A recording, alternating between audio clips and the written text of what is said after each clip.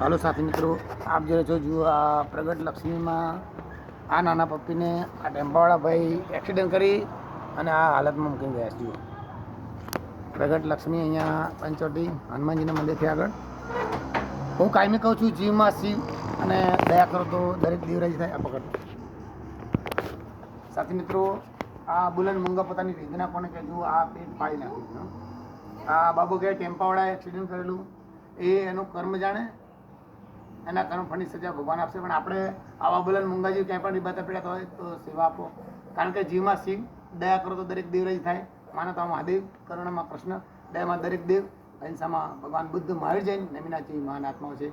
સાથે સાથે એક વાત કહીશ કે પણ રસ્તામાં આકસ્મિક રીબાતા પીડાતા બોલે જીવ હોય, સેવાના સહભાગી બનો, આપણું માનવ જીવન ધન્ય ગણાય. અન્યથા તમારું મકાન, દુકાન, ઓફિસ, બેંક બેલેન્સ અહીંયા જ પડી રહેશે. આવું સત્કાર્ય સાથે આવશે.